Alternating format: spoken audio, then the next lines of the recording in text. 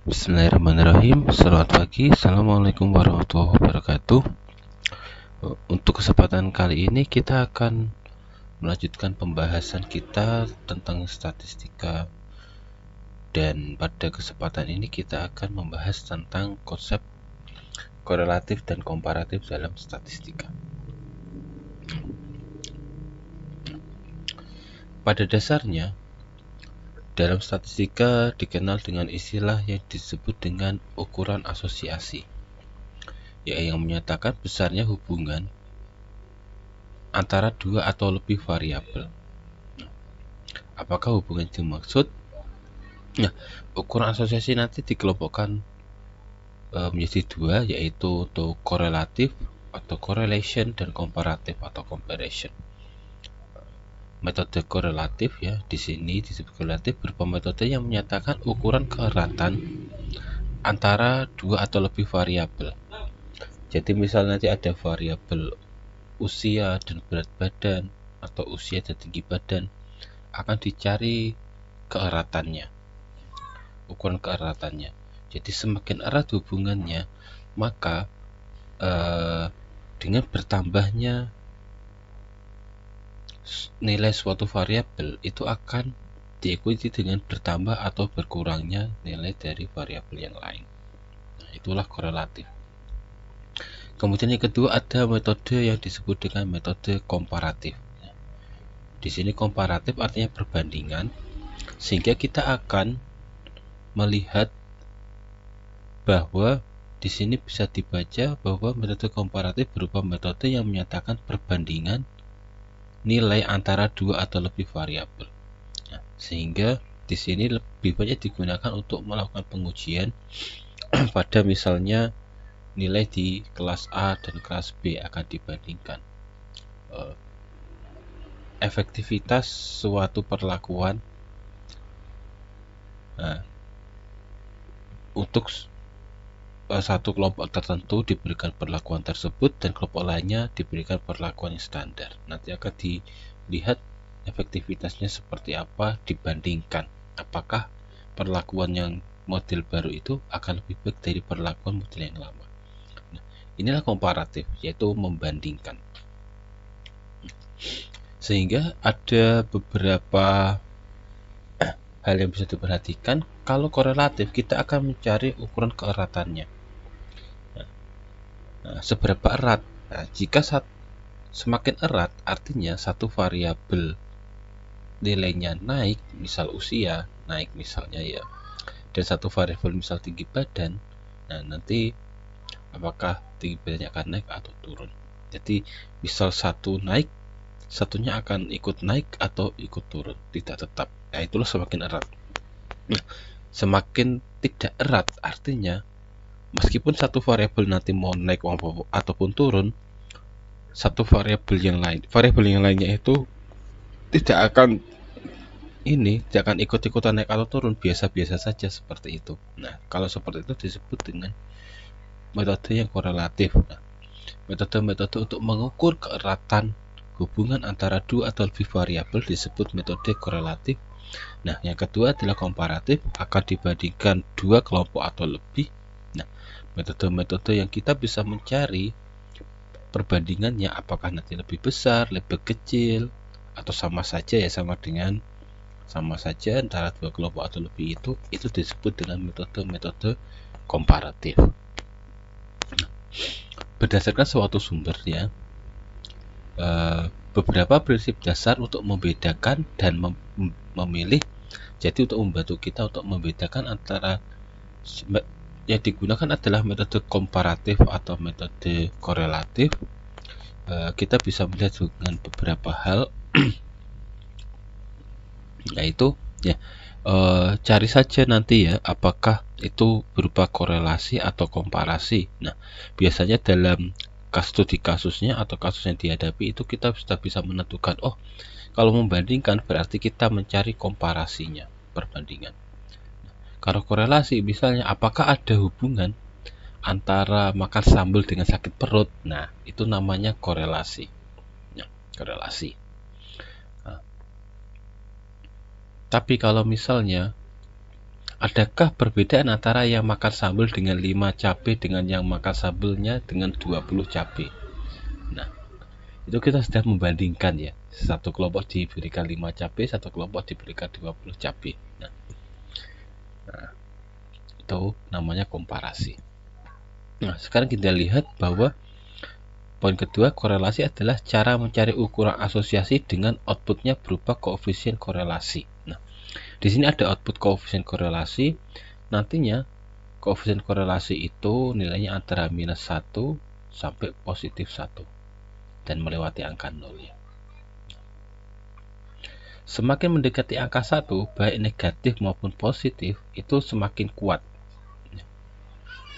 Artinya semakin kuat.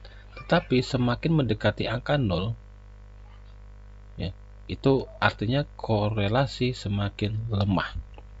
Jadi koefisien korelasi semakin mendekati 0 itu semakin lemah. Kalau semakin mendekati angka 1, baik positif maupun negatif, artinya korelasi semakin kuat. Hubungannya semakin kuat. Keeratannya semakin kuat.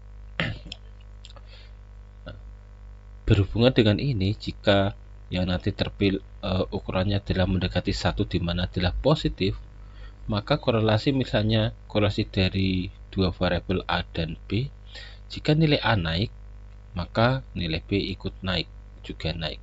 Atau jika nilai A turun, maka nilai B turun. Itu disebut dengan korelasi yang positif.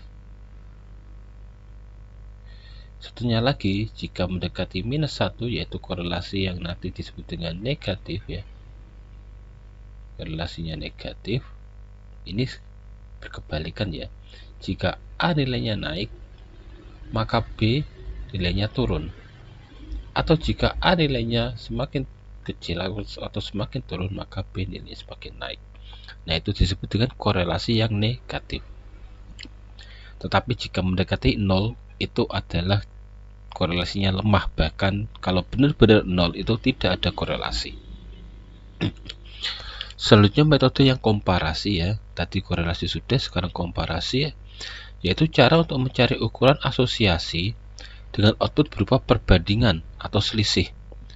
Nantinya perbandingannya adalah antara A dengan B, apakah lebih besar, sama dengan, atau lebih kecil. Di sini jika menggunakan dua variabel, kita juga bisa menggunakan lebih dari dua variabel, baik untuk korelasi maupun untuk komparasi nantinya. Tetapi yang paling sederhana kita akan pelajari dengan yang dua variabel terlebih dahulu. Nah, kemudian kita lihat berdasarkan skala data atau jenis datanya ya. Nanti ada numerik, ada kategorik ya. Asosiasi untuk dua variabel ya. Untuk korelasi ya. Dari dua variabel numerik berarti datanya interval dan atau rasio, pasti menggunakan korelasi nantinya. Nah, jika dua variabel itu berupa kategori dan kategori, kita bisa menggunakan korelasi dan komparasi. Oke.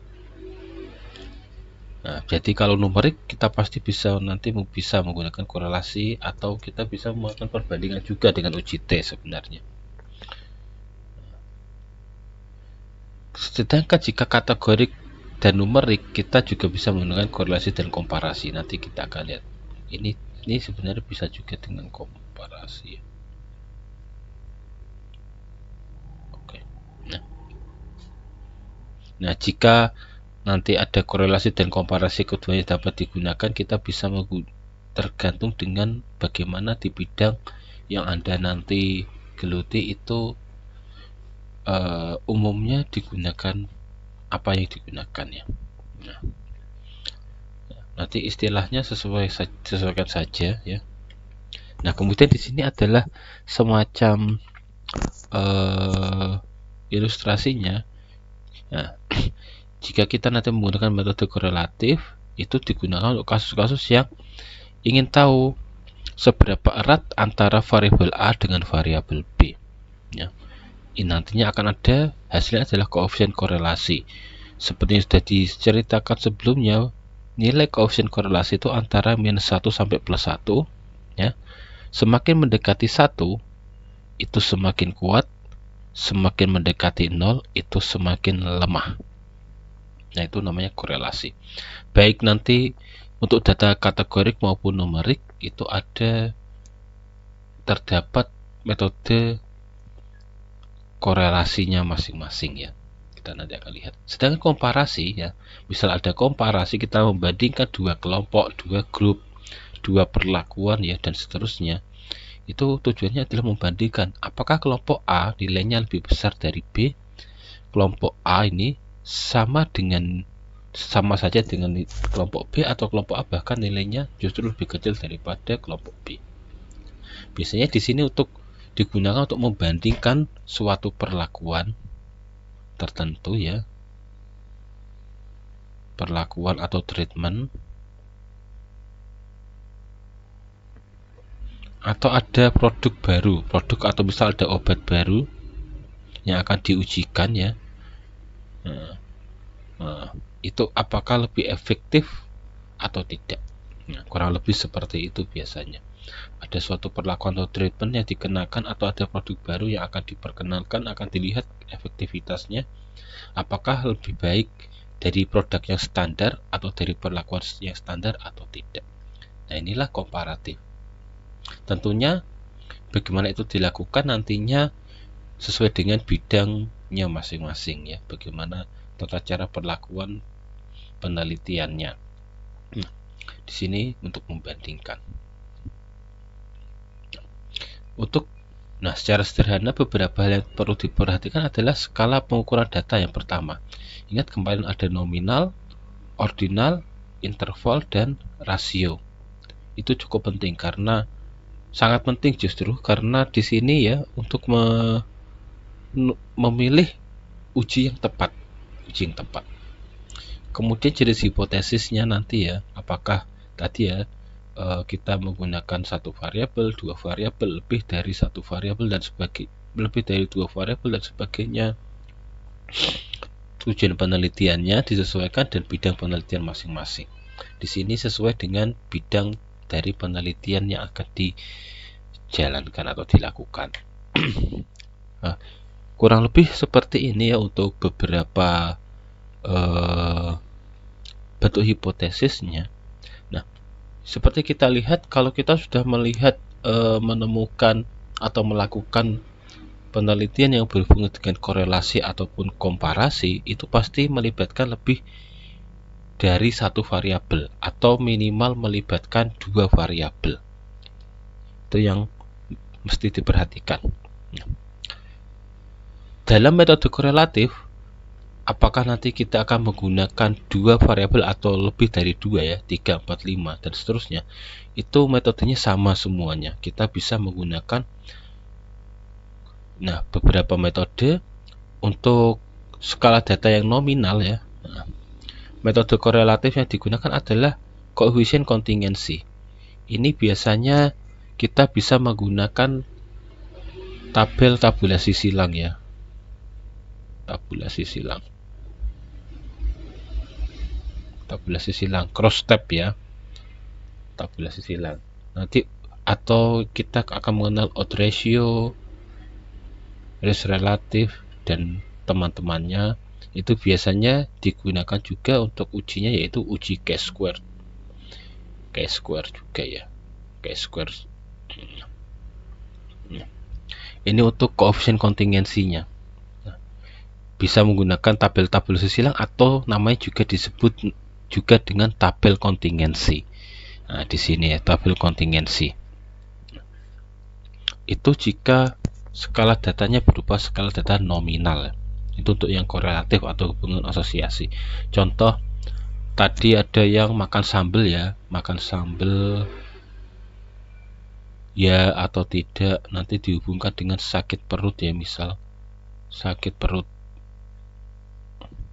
Sakit perutnya iya atau tidak, nanti kita lihat di sini ya, nanti akan ada beberapa. Ini dihitung yang sakit perut, yang makan sambelnya iya dan sakit perut ya dihitung berapa, yang tidak makan sambal tapi sakit perut dihitung ada berapa. Yang makan sambal tapi tidak sakit perut ada berapa, yang tidak makan sambal dan tidak sakit perut ada berapa. Nah, ini contoh untuk uji chi-square yang menggunakan tabel tabulasi silang.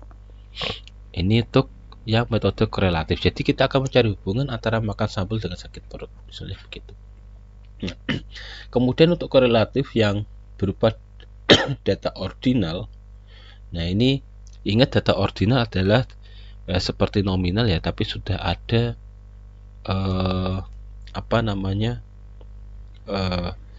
urutannya, ranknya ya. Karena sudah ada urutannya, kita bisa mencari koefisien korelasi di sini, yaitu bisa menggunakan uji rank Spearman atau Kendall-Tau. Nah, ini bisa dilakukan jika kedua variabelnya itu sama-sama minimal skalanya adalah ordinal, ya, sama-sama ordinal.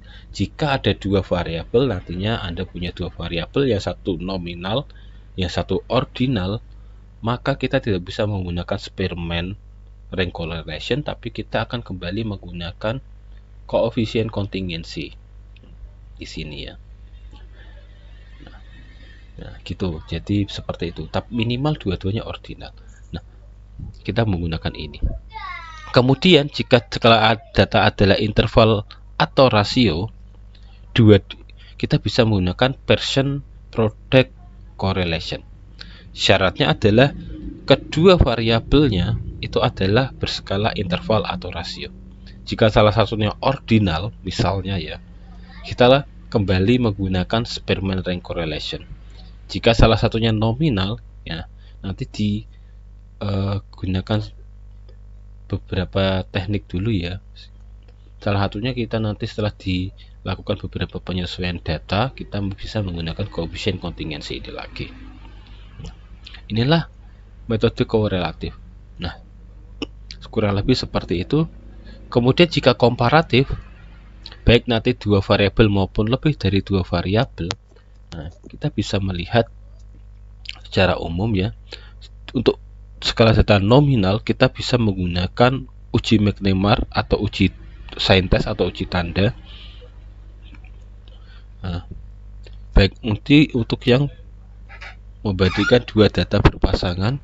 Kemudian untuk yang independen ya, kita bisa menggunakan Fisher Exact Probability Test, to sample chi-square atau median test. Nah, ingat kemarin apa itu ya, ada uji dua kelompok yang independen dan uji kelompok yang berpasangan. Itu jika kedua